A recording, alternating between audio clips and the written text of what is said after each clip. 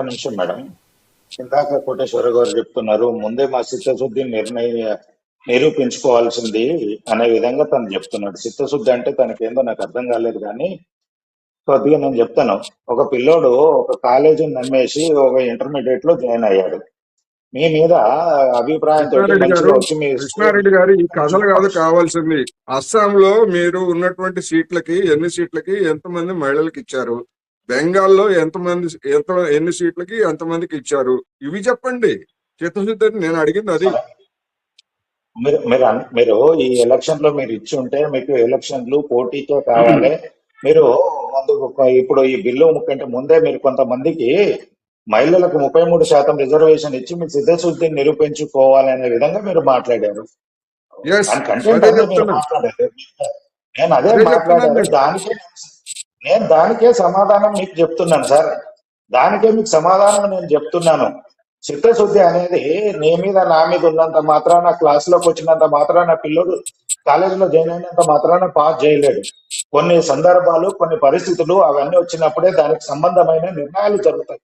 అంతేగాని బిల్లు బీజేపీకి బద్ద వ్యతిరేకి నాకు తెలుసు. బీజేపీకి బద్ద వ్యతిరేకంటే మీ చిత్తశుద్ధి గురించి నేను అడుగుతా ఉంటే బీజేపీకి బద్ద వ్యతిరేకంటారు. ఏ పార్టీ అయినా అంతే, ఏ పార్టీ అయినా అంతే. మీరు ఘనత గురించి చెప్పుకుంటున్నారు కనుక బీజేపీని ప్రశ్నిస్తున్నాం తప్ప ఏ పార్టీ అయినా అంతే. అన్ని పార్టీలు అంతే, అన్ని పార్టీలు అంతే. మరి బీజేపీకి మిగతా పార్టీలకు తేడా ఉన్నప్పుడు బీజేపీకి మిగతా పార్టీలకు తేడా ఉండాలి నేను అడుగుతున్నా. అన్ని పార్టీలు అంతే. మొన్న తెలంగాణలో మహిళా ప్రాతినిధ్యమే మంత్రివర్గంలో లేకుండా బీఆర్ఎస్ కూడా గిట్ల ఇయ్యలేకుండా చేసింది. అప్పుడు నేను అదే చెప్తున్నా, అన్ని పార్టీలు అంతే, అన్ని పార్టీలు అంతే, అన్ని పార్టీలు అంతే. మీ పార్టీ ప్రత్యేకత ఏమి లేదు, మీరు గొప్ప చెప్పుకోవడానికి ఏమి లేదు. అన్ని పార్టీలు అంతే. చెప్పండి. సంబంధం లేని అంశాన్ని తీసుకొచ్చి ఒక్క నిమిషం మేడం, ఒక్క నిమిషం. ఇందాక నర్సయ్య గౌడ్ గారు మాట్లాడుతున్నారు ఏదో పశ్చిమ బెంగాల్ ఎలక్షన్స్ గురించి, ఈ ఎలక్షన్స్ గురించి. ఆ ఒక్క పశ్చిమ బెంగాల్ ఎలక్షన్స్ గురించి ఇంత దిగజారి పనిచేయాల్సినంత అవసరం భారతీయ జనతా పార్టీకి లేదు. ఆల్రెడీ 19-20 రాష్ట్రాలలో మేము అధికారంలో ఉన్నాము, కేంద్రంలో అధికారంలో ఉన్నాము. మాకు ఆ ఒక్క రాష్ట్రంతో వచ్చేది లేదు, పోయేది లేదు. మీరు చిత్తశుద్ధిగా ఏదో ఒక కారణం చేసి చెప్పి ఈ 30 ఏళ్ళు బిల్లు తెస్తామని చెప్పేసి మీరు ఇందాక టీవీ డిబేట్ లోకి రాలేరు. నేను గతంలోనే చెప్పిన ఈ యొక్క మహిళా యొక్క రిజర్వేషన్ బిల్లు గురించి రాజీవ్ గాంధీ గారు తీసుకొచ్చారు. దాని తర్వాత దేవేగౌడ హయాంలో పెట్టడానికి ప్రయత్నం చేశారు. దాని తర్వాత పివి నరసింహారావు గారి హయాంలో కూడా పెట్టడానికి ట్రై చేస్తే అప్పుడు కూడా కొంతమంది అడ్డుపడితే స్థానిక సంస్థల ఎన్నికల్లో ఉండాలి, చట్టసభలు లేకపోయినా అని ఆ రోజు పివి నరసింహారావు గారు చేసిండ్రు అనేది కూడా గొప్పగా జరిగింది అనేది కూడా నేను చెప్పడం జరిగింది. ఈ రోజుకు చట్టసభలలోకి వస్తున్నందుకు మనం అందరం స్వాగతించాలని చెప్పేసి నేను మీరు రాకముందు మాట్లాడా.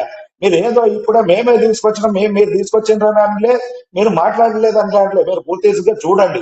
విషయం ఏంటంటే ఈ రోజు జరిగే గొప్ప పనిని, మహిళలకు ఉపయోగపడిని దానికి ఏదో కారణం చెప్పేసి మళ్ళీ మీరు కావాలంటే ఇప్పుడు సవరణలకు ఇవ్వండి, ఏదైనా బిల్లులో చేర్చాల్సిన అంశాల గురించి మాట్లాడండి. మళ్ళా ఏదో కొత్తగా బీసీలకు అంటున్నారు, ఈడబ్ల్యూసీ. ఒకటి చిన్న కారణం చెప్పి బిల్లును ఆపాలనే ప్రయత్నం చేయకండి. బీజేపీని ఏదో ఎలక్షన్స్ ప్రాసెస్ గురించే చేస్తుందని చెప్పేసి బీజేపీని బదనం చేయకండి.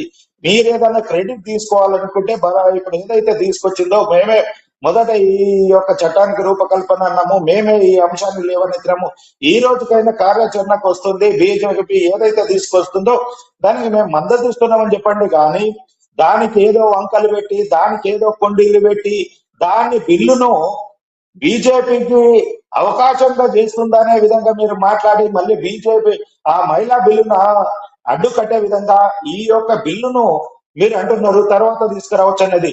ఇప్పుడు నెక్స్ట్ ఇప్పుడే ఇందాక కొంత మాట్లాడినాము, కొంత సమాచారం కూడా వస్తుంది. ఇందాక రేవంత్ రెడ్డి గారు కూడా 4 o'clock మీటింగ్ ఏదో పెట్టేసి డీలిమిటేషన్ ప్రక్రియ గురించి కూడా మాట్లాడుతున్నారు అనేది డిస్కషన్ వచ్చింది. ఇది ఎప్పుడు 2011 జనాభా లెక్కల ప్రతిపదికన డీలిమిటేషన్ ప్రక్రియకి వెళ్తాము అనే విధంగా రేవంత్ రెడ్డి గారు ముందుకెళ్తామనే విధంగా ఒక రిప్రజెంటేషన్ ఇస్తామనే విధంగా ముందుకెళ్తున్నారు. కొన్ని పరిణామాలు ఏంటంటే ఇప్పటికిప్పుడు జనాభా లెక్కలు కావాలంటే సమయం లేదు, అలాగే ముందుకు వెళ్ళాలన్నా కొంత ఉంటుంది. ఈ బిల్లును ముందుగా పాస్ చేసేసి అప్పుడు 2011 జనాభా లెక్కల ప్రకారము రిజర్వేషన్ శాసన డీలిమిటేషన్ ప్రక్రియలో శాసనసభ స్థానాలు కానీ రాజ్యసభ స్థానాలు పార్లమెంట్ స్థానాలు కానీ పెంచి దీనికి వాళ్ళకి అవకాశం కల్పిస్తే ఎక్కువ మంది అవకాశం వచ్చే విధంగా ఉంటుంది. కాబట్టి ముందు ఈ అంశాన్ని కంప్లీట్ చేసి రెండో అంశాన్ని ఇప్పుడు కాదు, ఈ బిల్లుని ఈ రోజు తీసుకొచ్చినా ఏదో అంశానికి ముడిపెట్టారు, ఇంకా 4 ఏళ్లకు తీసుకొచ్చినా కాంగ్రెస్ కొంత మేధావులు అనుకుంటే ఇంకో అంశానికి బీజేపీని విమర్శించడానికి ఇంకో అంశానికి ముడిపెట్టేసి బీజేపీని బదనాం చేద్దాం అనుకుంటారు. కానీ బిల్లులో ఉన్న అంశాలు ఏంటి, బిల్లు ప్రజలకు ఉపయోగపడుతుందా లేదా, మహిళలకు ఉపయోగపడే విధంగా ఉందా లేదా, ఇందులో అంశాలు కరెక్ట్ గా ఉన్నాయా లేదా, ఇప్పటికైనా ఇప్పటికైనా వస్తున్నందుకు మనం అందరం సంతోషించాలా. కానీ ఏదో ఒకటి పెట్టేసి బీజేపీని బదనాం చేసి మళ్ళా మేము మద్దతంటూనే మళ్ళా దాని వెనకాల కుండేసి లాగడము, ఇదేంటంటే నోటితో ఒకటి నొసలతో వెక్కిరించినట్టు కాంగ్రెస్ వాళ్ళు మాట్లాడడం అనేది పద్ధతిగా లేదని చెప్పేసి తెలియజేస్తున్నాం మేడం. కాంగ్రెస్ నాయకులు మాట్లాడుతుంటే దయ్యాలు వేదాలు వాళ్ళు ఇచ్చినట్టుంది మేడము. ఇందాక నర్సయ్య గౌడ్ గారు చెప్తుంటే దయ్యాలు వేదాలు వాళ్ళు మేడము, కాంగ్రెస్ నాయకులు నర్సయ్య గౌడ్ గారు మాట్లాడుతుంటే దయ్యాలు వేదాలు వచ్చి ఇచ్చినట్టుంది. దేశంలో ఎదుర్కొంటున్న సమస్యలకి ఏంది, నకిలీ గాంధీలు ఎవరు, అసలు గాంధీలు ఎట్లా, గాంధీ పేరు వీళ్ళు గాంధీలు ఎట్లా పెట్టుకున్నారు, ఇది ఓ గాంధీని తీసుకొచ్చి గాంధీని పెట్టి దొంగ గాంధీలు అయిపోయి దేశాన్ని భ్రష్టు పట్టించిన వీళ్ళు భారతీయ జనతా పార్టీ దేశ ప్రజలకు మేము సేవ చేయకుండానే, దేశ ప్రజల మప్పు పొందకుండానే మేము 20 రాష్ట్రాలలో అధికారంలో ఉన్నాము, కేంద్రంలో గత 15 సంవత్సరాల నుంచి అధికారంలో 12 సంవత్సరాల నుంచి ఉన్నాము. మీరు మాట్లాడేటప్పుడు కొద్దిగా విజ్ఞతతోటి మాట్లాడండి, అవకాశం ఉన్నప్పుడు మనం సమస్యని కూడా మాట్లాడండి. అబద్ధాలను వేదాలు మళ్ళించినట్టు, దయ్యాలు వేదాలు మళ్ళించినట్టు మాట్లాడితే దేశ ప్రజలు నమ్మరు, రాష్ట్ర ప్రజలు నమ్మరు. ఇప్పుడు ఉన్న బిల్లులో ఏమన్నా మీకు మాట్లాడండి. ఇప్పుడు మీరు చెప్తున్న దానికి నర్సయ్య గౌడ్ గారు 16వ తారీఖు నాడు బిల్లు పార్లమెంట్ కు వస్తుంది. ఎలాంటి ఏమన్నా సవరణలు వస్తున్నాయా, ఏమన్నా అప్లికేషన్స్ వచ్చినాయా, ఏం చర్చ జరుగుతుందో చూడండి. అప్పుడు ప్రజలకు ఇంకేమైనా మహిళలకు ఉపయోగపడే విధంగా ఉంటుందా లేదా, మేము స్వార్థం గురించి మళ్ళీ బిల్లు పెట్టినామా అనేది మనం చర్చిద్దాము.